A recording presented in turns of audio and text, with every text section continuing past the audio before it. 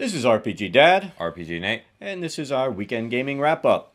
As you see, we're doing this both as a podcast, that's what the mic is for if you can't see it, and for the camera. So we're doing both. And why are we doing this? Because we have just finished the Prince of Undeath, which was our last 4th edition adventure. So we have just closed it out. Yep, that's it. Our characters are level 30. Pretty much done. I mean, I guess if you really wanted to, you could come up with some more epic stuff, but I think we're done with these characters. The background, we started these things over a year ago when we had that encounter session. It was one of the drow sessions. I don't remember the name of it, but you went from level 1 to 8. And all of us, when we saw that we were going from level 1 to 8, the people that ended up in the group, we kind of talked about it because at the end of the last one, you were level 9. Yes. And that was perfect to line you up with...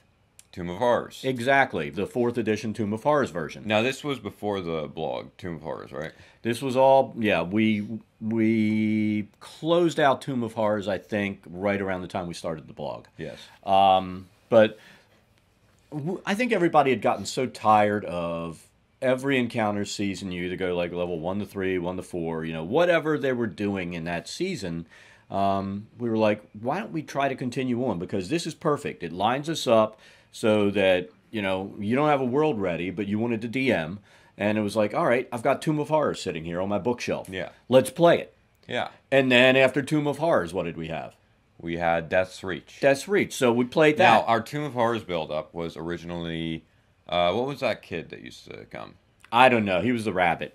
But, he had other stuff to do. Our group's changed a little bit. Now, well, let's talk about our the player. We've RPG Gem played off and on. Yeah, she played a sorcerer or an assassin at the time. Was she? No. I thought at that point she was still druiding.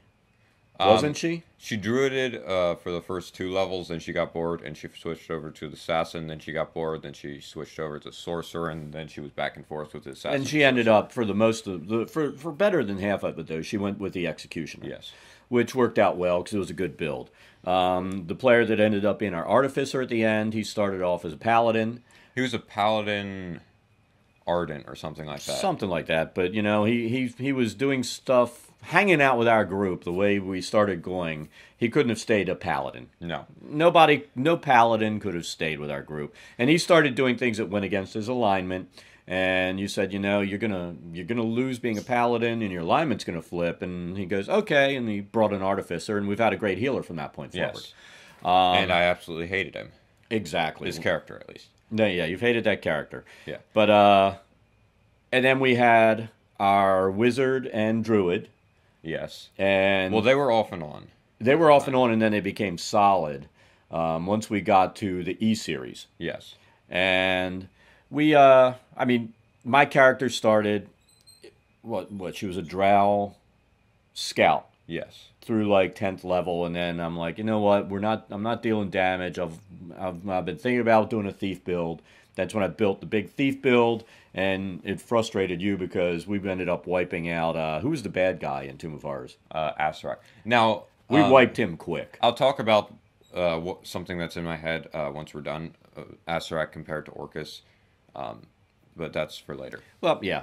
But, I mean, that's the background. We've had solid characters, really, probably from, like, 11th level forward. Now, through Death's Reach, we almost broke apart because the wizard and druid were kind of fluctuating until the role-playing really started, which is when they started to become solids. Well, a lot of it had to do with work schedule, too, for the druid. Yes. So, when you work for some place and they're saying, we need you for the weekend because everybody else is a butthead, that happens. Yeah. The wizard was steady.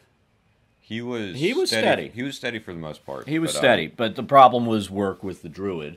But the fact that RPG Gem wasn't really steady, and we ended up having most of the time RPG Gem is young. So she has her times when she's like, I don't feel like playing, and yeah, that's something you deal with. Now, on our last encounter this weekend, we have a new player we've added to the group, and that'll work through the GURPS campaign, and hopefully it'll give us a little more diversity as well. Flavor. Yeah, diversity. But anyway, this week we did the last, was it 3 encounters? Technically, it was 4 if you count the skill challenge. Okay. So we did the last 4 encounters of E3. So why don't we talk about that a bit? All right, so here we are. I can finally see the book that he's been hoarding and not letting me look at. Yes. So these 3 encounters plus the skill challenge, I'm gonna say before we discuss them, they were about as anticlimactic as it gets. Exactly. I mean, for something that's supposed to be the big, bad, nasty encounter of the D&D universe for your level 30s, it was much less than that. That's, yes. I mean, I'm going to try to be as nice as possible today throughout this. I'm not going to be very nice once we get to the Orcans encounter. I have a lot of things that I have to say, but that's for later. Well, there were some serious build issues and design issues in this. That's beside the point. So first, to lead you into this encounter, I had the image of Vecna, which is something that it wanted me to do. He showed up. I originally called it a she on accident, because for some reason I originally had the idea that Vecna was a girl, because isn't that kind of like a girl sounding name, Vecna? It could be. I mean, I knew somebody who was a cousin of somebody growing up who their girl cousin was named Vecna. Exactly. So that's why I thought it was a girl. Which made me laugh, but you know. Yeah, I thought it was a girl. I was expected her to lich out on us. Yeah. Was she named after the D&D god? I don't think so. Yeah, but he showed up. I'm almost about to say she. Anyways, he showed up and it's an it. I mean, let's face it. It's got no skin and all right, stuff. Let's call it an it. That way, I don't make the mistake. Make it androgynous. It showed up and showed you guys a sequence of sigils, and that was to get to the Fate's Palace, because there's a portal. There was a circle in the first room. There were 2 pools, and then the circle was kind of off center in the pools. You can see the circle. There's the book. There's the map. And this is something that it's always my complaint with these things, which I can understand for these because they're a little cheaper. But, you know, at least they give us the insets. I'm really disappointed with some of the new stuff where they're not even giving you the insets. Well, no, I can see why they couldn't give me this map, because it was huge. It was. It wouldn't have fit on one of their maps. They'd have to give me a very, very big map. But I'll give them credit. They've given us insets. With the new crap they're putting out, you're not even seeing everything that. Before this was with insets. Even Tomb of Horrors was a bit more complicated. Yeah. Yeah.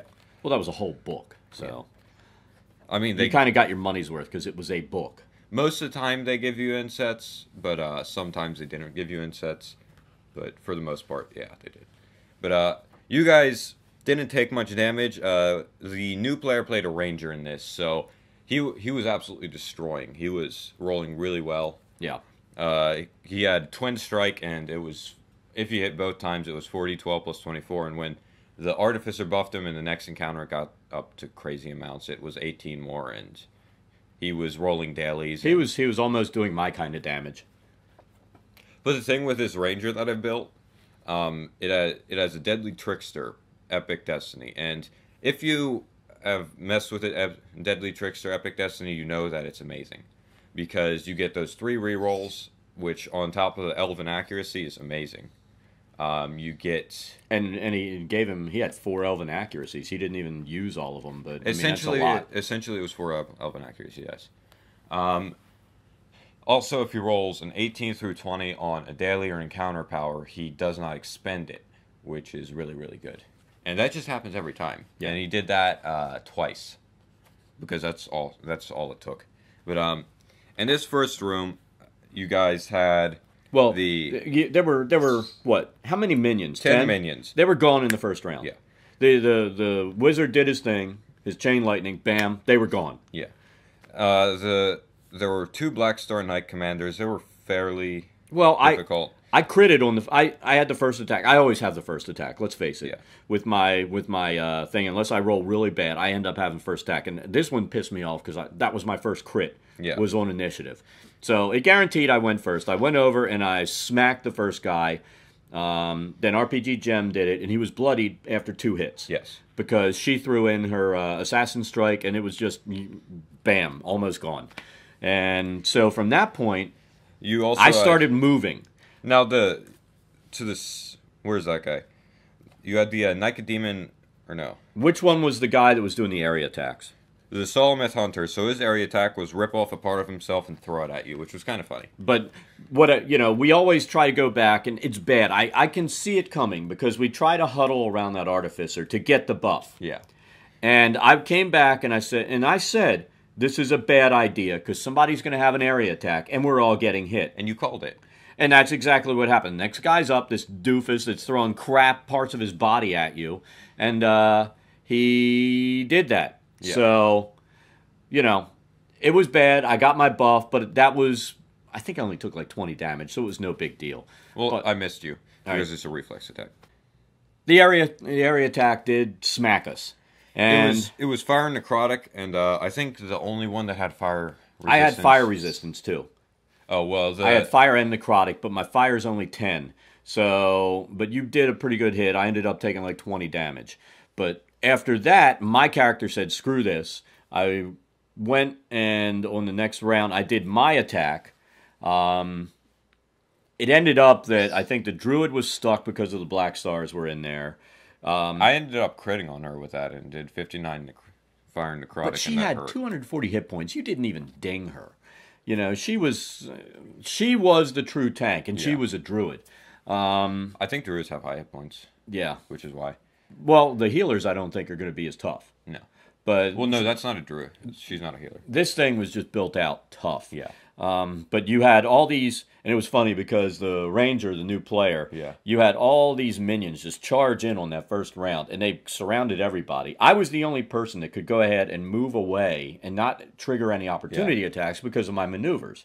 So, he's doing his thing. He's trying to shoot. Well, everybody was too close, so he couldn't shoot. So he ended up having to use his weapons and do his twin strike. Yeah. And then the Artificer, he did his thing, and he buffed everybody. Then once I was buffed, I ran, and I started attacking the guy who was throwing crap at us. And unfortunately, I hit on him and did some mega damage. Now, he was doing damage to himself when he was ripping parts of himself. Yeah, well, that helped. But I went over, and I did big damage like I always do. Then the Ranger, after the chain lightning, I got worried because he ran over near me, and then it got two players doing major damage right next to each other. I'm like, you were gonna area attack next. I was sure it was gonna happen, but I think he died before he could. He died before his next area attack, so it worked out well. But I know that's what you were gonna do. You were gonna bomb the two of us. Well, it depended on how many people were in the area. It was burst 3, so I could have hit a lot of people even if I aimed it at you. But I would have aimed for whatever would have hit the most. And then you had the other big guy, which was what? There was a Gristro Ripper. Is that the guy that was doing the double shots? There were two that could do the double shots. The second one was a Nicodemon Repeller, but he didn't do quite as much. The Gristro Ripper did 2d10 plus 12 twice. Yeah. If he hit. Well, I couldn't hit anybody. He did big damage. I didn't like that guy, but I never got close enough to get affected by him. And then the other guy did 3d8 plus 7 and ongoing 5 damage. And I think the ongoing 5. Like, you could have done it to me and it wouldn't have done anything, because I had the superior fortitude or whatever. Yeah, so the ongoing would have done nothing to me, and I think a lot of us had that. So I think I bet even the Druid had that, and she was still writing down the damage. I don't know. I think by the time you get these builds at level 29, 30, you got damn near everything. You have so much crap there, you forget half of it. Well, no, it's in resistances. I think I didn't put it on him. I don't know why I did the Ranger, but everybody else, you guys pretty much wiped out, and they weren't able to do anything. If these guys would have hit you, they would have hurt because they did 4d10 plus 9, but they never got to hit you. The first Black Star was gone in the second round. Yeah. And then the other one, we kind of left him for a while, and he was missing. And then we came back, and he ended up being the last guy on the board. Yeah. And we just murdered him. Yeah. After that, I leveled you guys up to 30. For this encounter, because I would have been level 30 after that encounter. I thought it was going to be tough, but I'll talk about that later. So you got 3 Dreadwraith assassins. You want to show them this? All right, here's the map. Hopefully it'll focus. If not, whatever. So yeah, the big W's were 3 Dreadwraith assassins, and the smaller A's were 10 Abyssal Madness Ghouls. The Dreadwraith assassins were. And the big O was Orcus. Yeah, but he wasn't in this encounter. Well, he was there, but you know, we kept waiting for something to happen. We didn't realize that until we cleared these guys, he was not going to get pissed off and get involved. Yeah. But we walk in and we see him there, and we see the Raven Queen. You know, she's jammed with he shanked her with that shard of evil. So you know, it's like, but we're like, well, let's deal with everybody, and then we'll deal with her. Yeah. The Dreadwraith assassins were insubstantial and phasing. The insubstantial did not matter to anybody because it mattered to some of them because you were having the damage. Yeah. Now, for me, I had the ranger. It mattered. To you, it didn't matter. It didn't matter. I had a force I had that summoned rapier, which I finally got to use it again, the first time in forever. I summoned my rapier. I declared force and went bam and murdered all those guys. On the first turn, the artificer, whom I hate, decided to activate wings. The character, not the player. Yeah, he decided to activate Wings of Radiance, which I hate. Which makes it so that any vulnerable Radiant turns into vulnerable all. So they had vulnerable 20 all, and they were down in the next round. Yep. And the 10 Abyssal Madness schools, they just got slaughtered by an Arc Lightning. We'll see, like RPG Gem, she ignores their stuff with her poison because of her build. Me, I just get to add extra die because of the feat that I took and hurt them even more. So these insubstantial things, a different party build would have had a problem with. Yeah. But let's face it, because you went through Tomb of Horrors. We went through Tomb of Horrors. We had these built out for that. And you always said we could not switch our feats out. No. Because that's your character. Those are your feats. If you switch it out, it's a new character. You lose all your stuff. Yes. And that's what you should be doing. I mean, you shouldn't just let characters say, oh, I'm flipping feats. Feats are skills that you develop or parts of your character, and that should be a permanent thing. Yes. Not something where you switch it out where it's convenient. Yeah. So, I mean, I built that out because of Tomb of Horrors, and it's come in handy because even through this, we've had some insubstantial crap. I've still always had that. The rapier is beautiful because I don't have to sheath it. I summon it, bam, it's in my hand. I've still got the feat to run the rapier, and that carries over to all my heavy blades because of the other feat that I took. So it all works well. Yeah. So you guys eliminated these guys in like 3 rounds. It sucked. And the next thing was a skill challenge, if you were to go up and do that. And but it wouldn't. But before we got to that, yeah, that's when our wizard and everybody started talking because they had all these wall spells. Yes. I mean, before Orcus even got brought in, the wizard cast what? Wave of Force. And that was a solid wall with 200 health. Now this became a massive problem. Well, that was actually good because he was doing it thinking that Orcus was going to be able to revive all these guys. Yes. And they were thinking we were going to go around the wall and go on the side where Orcus was. Yeah. That didn't end up happening, though. No. And the reason that would have worked, once we got through, they were going to have the ranger put up another wall, and that blocked all those ghouls on the other side. Yes. So they wouldn't be able to get up. That was the strategy. You know, once they saw, I mean, the room was huge. Once they saw how big the room was, it was a matter of, okay, how can we keep these guys from keep getting up and attacking us? I know, let's put them on the opposite side of a wall and they're screwed. It didn't work out that way. Now, because Orcus rolled well, he was after you and RPG Gem. He moved up and tried to death touch you because you were the first person there. Yeah, I had moved forward.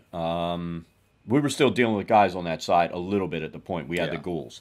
So we went ahead, we got all that stuff done. We got the first wall up, and he moved his 10 and then charged. Yeah. And I laughed my ass off because I know you've been waiting for a year to kill this character. And then what happens when you roll your death touch? I critically missed Touch of Death. So, however, he still did take his bloody value damage, so I was happy about that. But and I laughed so hard. Did you have Nightbringer out? I did. You dumbass! You had immunity to necrotic. That was my bad. So I honestly was never bloodied. I gotta laugh at you. But I thought that the immunity didn't count on him. It's only with his when he actually hits you. So it has to be a hit? Yes. So I was never bloodied. I was walking around unscathed, and I thought I was bloodied. Oh, you were bloodied if you did take the things away, but still, that was funny. But Now, this encounter pissed me off a lot. Because if you could kite him back into the back of the room, what you do is you take him onto one side of the room, because there are those 4 columns down the middle if you saw them. It was 6 columns. The room... it was... Hold on a second. Hold on. I'm going to go ahead. At this point, I'll cut the video, and here's some pictures in the video showing the layout. It has Orcus. You'll be able to see the dots and stuff. We took some pictures of the game board. So I'm going to go ahead at this point, cut the video, and I will throw some pictures up for you to see the game board with the pillars and everything. And then we'll come back and we'll talk about what was kind of messed up about this encounter and why he's so unhappy that he didn't get to wipe out the party. Yeah. So we'll be right back.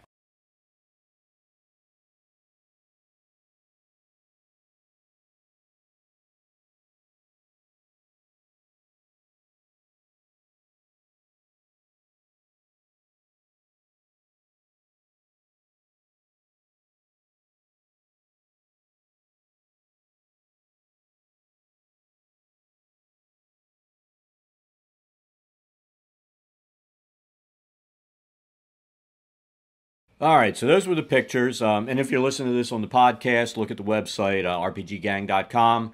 Look at this post, and I've got the pictures posted on there as well for you. So you'll be able to see the pictures, which is kind of cool. We borrowed the Orcus figure from one of our players, and we had him on there. The old Dwarf Barbarian now has the Orcus figure. Yeah, he has that, and he had bought it from the other player that had it, and he's enjoying the heck out of it. I don't know how much you're going to be able to use Orcus, but we got to use it in the gameplay. Yeah. So you'll see, I mean, he was just massive. And for as massive as he was, well, we'll talk about the combat. Yeah. But as you can see, hopefully on there are those dots. You see lots of dice across the board. And once he came on the opposite side, that's when, the Ranger had his dirt wall, and the Wizard put up the prismatic wall. Yeah. And he was so big, no matter what, he was always in that prismatic wall and taking the damage. Yeah. So that was a good move. The wizard couldn't hit him, luckily, because his defenses were massive, if you could see. Yeah, but he did hit him several times with the prismatic wall. Now, the biggest issue is those columns down the middle. And they're separated in such a way. And you were going to teleport him over to the other side where we all were. And somebody pointed out, you look at his size, when you teleport, you look at the front of the mini and you move that 6. Yeah. And it still would have left more than a third of his body in those pillars. Yeah. And there's no way that he could have teleported to the opposite side. I'm sure somebody's going to argue this, but there's no way to teleport him without him becoming substantial with 2 pillars in his body. Yeah.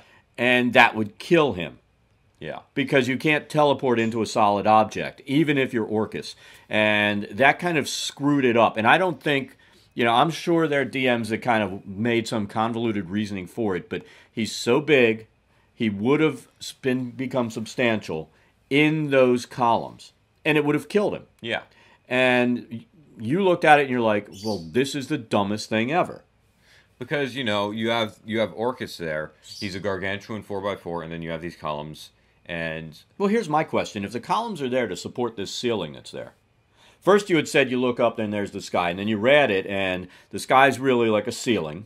Yeah. Kind of like the whole Hogwarts thing somebody brought up, where you look up and you see the sky, but it's really the ceiling. Well, from in there, you could fly up and out, but then you can't get back in. My biggest question is, how the hell did this gargantuan thing get into that room? Like I said, he probably looked in through those little doors, and he peeked his head in and said, well, I can teleport over there. And he did that real quick and then teleported over the other side. But honestly, there's as big as he is, and probably what happens when most people play this, they don't have this giant 4x4 mini on the board. So they don't see the logistics of how big he is, how much space he takes up. They don't have it. No. They've got something else that doesn't take up the space. They may be using a large instead of a gargantuan, and they move them wherever they want. Yeah. Well, that's not Orcus. If you're going to play this, and he is a gargantuan, does it say that's what he is here? Gargantuan. So you have to have that to see really how much space he takes up. Yeah, to see how massive this And I'm guessing a lot of DMs, when they do it, don't have it, and they just move him around with the large mini or something, and that's how he's able to just do whatever he wants. He can't. And this is the question I have. You have half the map that, theoretically, I guess they've got these pillars that are there to hold up the ceiling. Yeah. Why does the other half not have that? I know. Why not? There are a lot of logistical problems, and this was just a real letdown when we get to the penultimate encounter in D&D, and it was a cakewalk. Yeah. All we had to do, I had the Eldritch Blade, so I'm always 5. I sat on the opposite side of the pillars after I shifted. Bam, bam, bam. I beat the hell out of them. Yeah. Our other people were shooting through the thing, hitting him, bam, bam. It still took, I guess, about 7 rounds to kill him. The encounter took a long time because everybody was thinking out, probably more than we needed to, because it was a really simple encounter. It was just, all right, so have one guy here, have your wall of force across, make it so he has to come over to that guy. Maybe he dies. He'll get up the next round, shift away, and there you go. I guess the only thing you might have been able to do is get him up against the wall of force, teleport him over here. And even if you did try to teleport him over there, he could have gotten in the other part of the room, but then he can't do anything. So what are we going to do? We're going to run over the other side, attack, and he can't do anything. Yeah. But that's because of our strategy of having the walls there to contain him. So if you're listening to this and you're a player and you plan on going up against Orcus, here are my advice. Make a party with a very, very large move. Make sure they have like 8 or 9 so that they can run across the room with no problem. Have somebody with the wall of force, and maybe 2 walls of force. No, because then he can't get across. You need one wall of force, maybe somebody with a backup wall of force if that one gets destroyed. Either way, he has to squeeze through those pillars to get there, and he's still not going to be able to make it. When you put the wall of force down, put it down so that most of the room, like half of the room, is taken up, and he has to come down the other side. You'll see where we put it in the pictures. And have a tank type character on the other side with a shift or something so that he can get away. When Orcus comes around, he'll most likely attack this character, and once that character runs away, as long as he has a ranged attack or a charge like RPGDad does, he can shift away and never be in the range of My charge Orcus. is technically a ranged attack. Once you get that Eldritch Blade in your hands, you're always shooting from 5 with a sword, and it's the same as being next to him. So I'm able to do my charge attack and just beat the crap out of him. Yeah. If you're a DM, make it so he crushed those columns when he came in. Make it so they're not an issue. Just don't use the columns. The columns, we really expected to have a challenge here. Now, I think there was one error you did in the play. Yeah. When the ghouls were dying, they're supposed to explode. It wouldn't have mattered. Well, it would have been a little more damage. That's all. 12 necrotic damage. Well, so it wouldn't have hit anybody.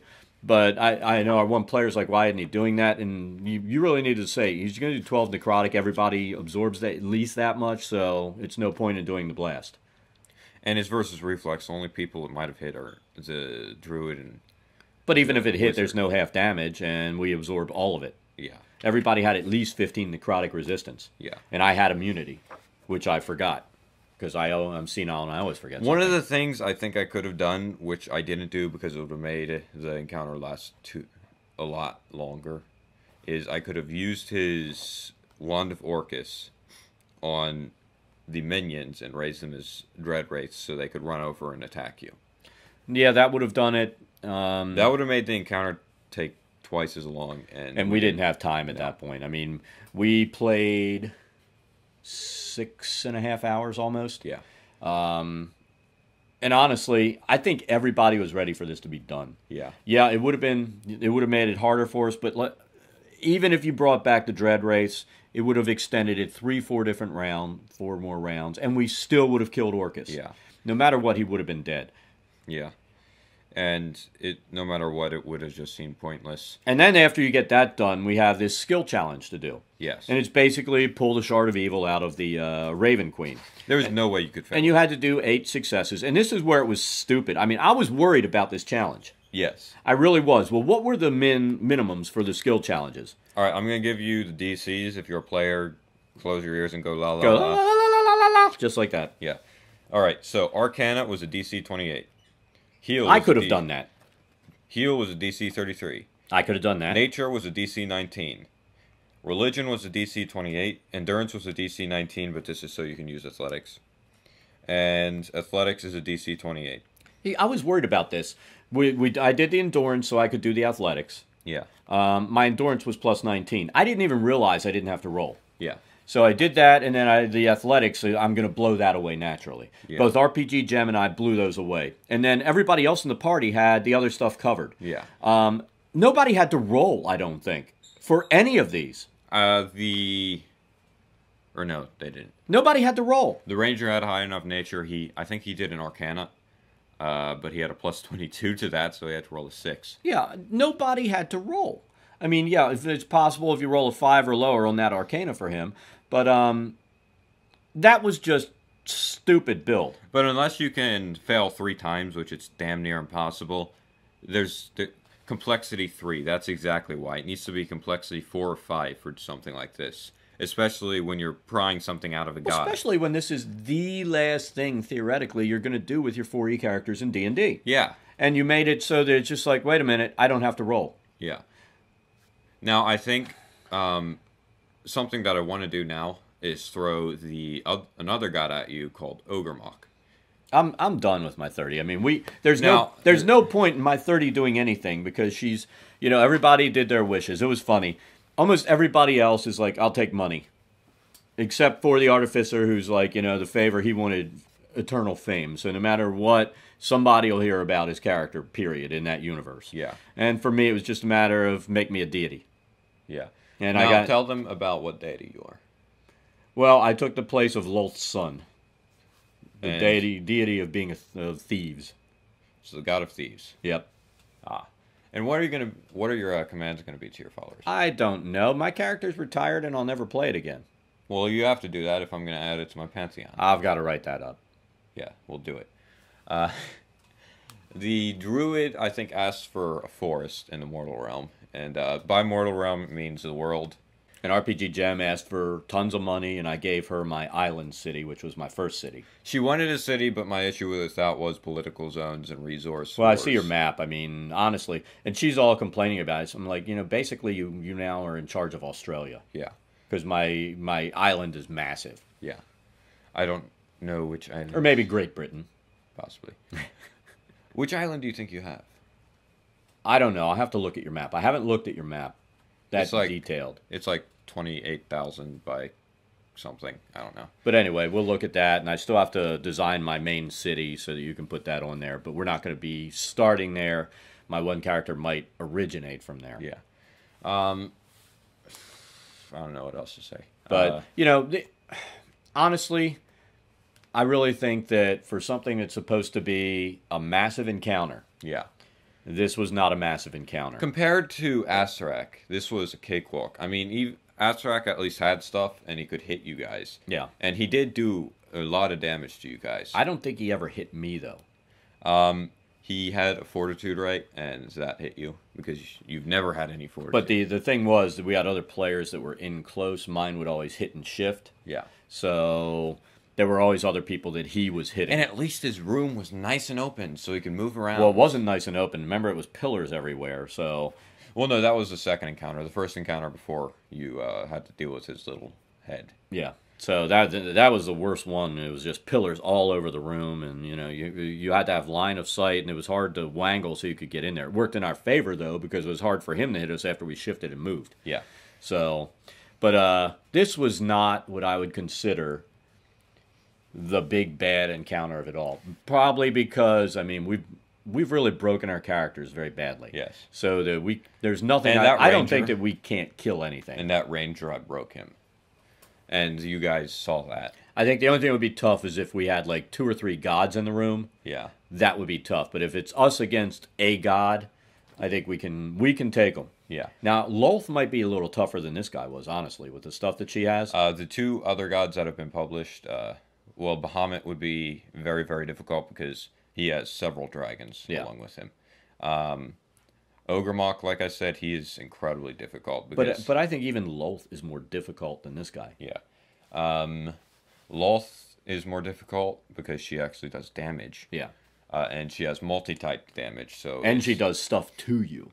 Yeah. You know, where she can dominate you and this kind of crap. You would Vecna, love that. You would love dominating my character and wiping the party out with me. Vecna isn't too difficult, but he has a high hit point pool, and I believe he would have a very large group with him. Yeah.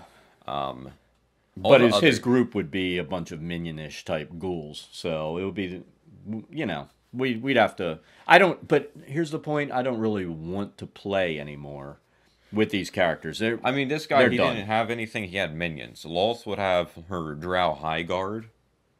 Ogre Malk will have several earth elementals with him. Who else was I talking about? Vecna would have whoever the hell's aligned under him. Bahamut has several dragons with him. Yeah. You know, all these other gods actually have a following, where this guy's just pathetic. I don't know. I was very excited about running through this and killing Orcus. You'd expect he'd have a shitload of demons in that room with him. But it ended up just being like, okay, we killed Orcus, we're done. Yeah. But I'll be honest. Once you get to these high-level encounters like this, I don't know about other people, but they just drag out, and that's not my thing. An encounter that drags out is boring as hell to me. And you can see people sitting there at the table kind of like, I think if that's... When's my turn? I think if this thing would have actually given you guys a challenge, it would have been more fun. If not for the fact there were those stupid piece of crap pillars through the room, it would have been more of a challenge. Maybe there was a way around them, but there's no logistical way that I can see that somebody could say, yes, he can teleport through the pillars. It couldn't happen. He would have to double move around to get into that space, and it would just be a constant hit and run. 2 rounds. 2 rounds he could actually do something to you when he used his action point.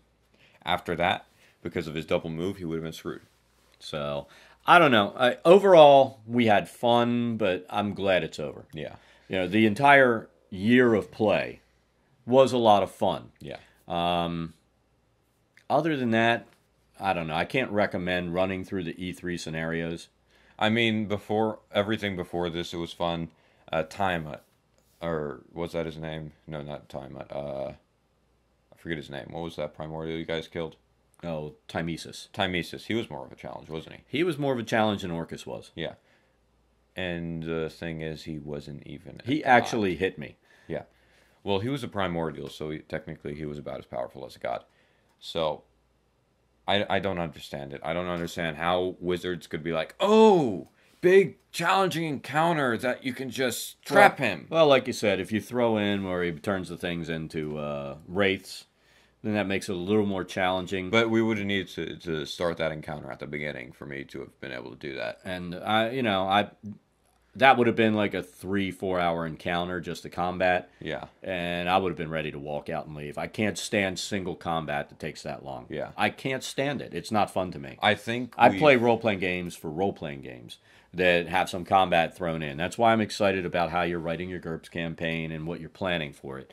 I'm not one of these people that just can sit there and grind on freaking combat because it gets boring as hell. Yeah, the current idea for the role-playing game, or not role-playing game, GURPS, is open world where you guys go around, you choose what you do. We're just not going to shop. We won't be like the table next to us. It spends a 5-hour encounter shopping. If you shop, a dragon will fall out of the sky and kill your characters. You don't have to worry about our group doing that. We're not shoppers.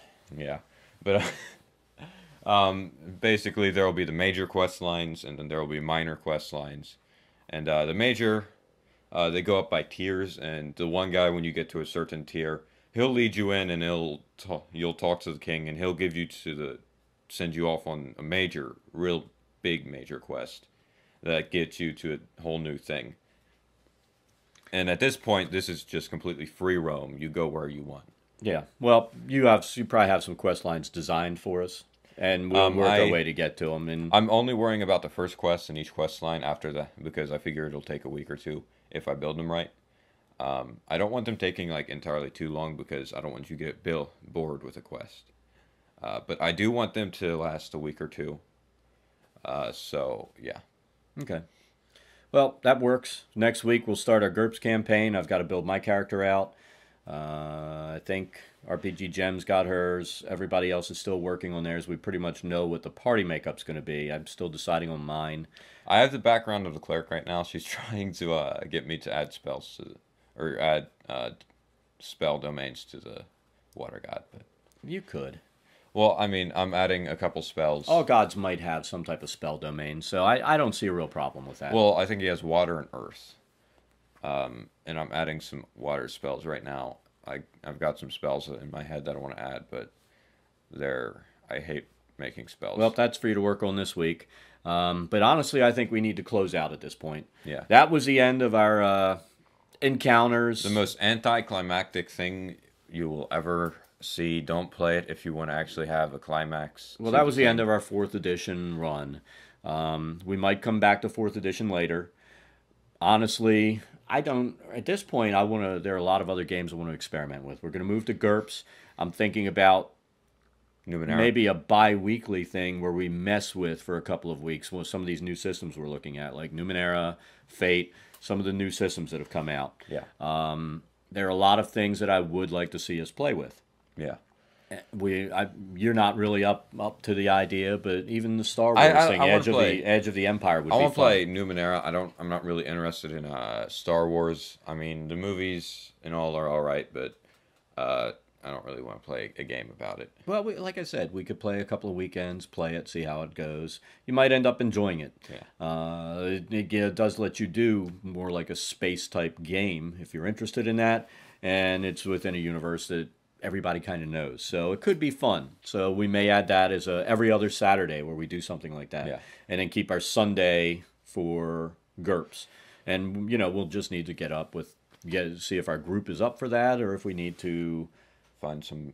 Yeah, they still might be up to the idea of experimenting every other week with something different on Saturday. But anyways, let's close this out. So that's it for this one. Thanks for watching or Hold listening. on, no, we're not done talking. We're closing out the thing, but hold on. You're in a big rush. We're gonna we have to finish off our minis for the mini challenge. Yep. You still have to. I think you stole one of mine that I have primed, and that's what you plan on using now. Yeah. So you'll have that. We've got ours ready. We'll probably paint those this afternoon and tomorrow. They'll probably be a little late going up because we've been so busy. We've got a new light system that we messed with putting in, and that kind of messed with some of our schedule. And we did some moving of stuff to be able to flip backgrounds and all. Yeah. But that tomorrow will be the mini challenge. Probably go up later in the evening once I'm done. Yeah. I'll probably be doing that while I'm sitting there in the stands when you're at swim practice, some crap like that. Wednesday, we'll have our regular Wednesday thing. Thursday, the follow-up for encounters. And Friday, we'll finish up with our alignments. And then we'll figure out what we're going to do after that the following week for our Friday thing. We may go to the video and podcast format from now on, but we'll see because we use the YouTube channel. That's free bandwidth for us. Yeah. But thanks for listening or watching or whatever you did. And next week on Monday, that's when we'll have our first thing with GURPS, and we'll see how everybody enjoyed it. Maybe one of these days we'll see about like a real play video or podcast as well, where if we have like a 3-hour game that we play, we can do that as a podcast to put the play up. Yeah. Something else I'm thinking about doing. Thanks for watching or listening. Like I've said, if you're on the YouTube channel, like, favorite, subscribe, all that good stuff. And make sure you go to the blog. If you're on the blog... Well, even if you're on the YouTube channel, you go to that link down below that says rpggang.com. Click on that, go there, sign up for the email list so that you know when we have new stuff come up, and sign up for the podcast. Yeah. And, because we're not doing everything on video right now, so sign up for the podcast. Yeah. And we will see you next time. Yep. Thanks again. RPG Dad signing off. Bye.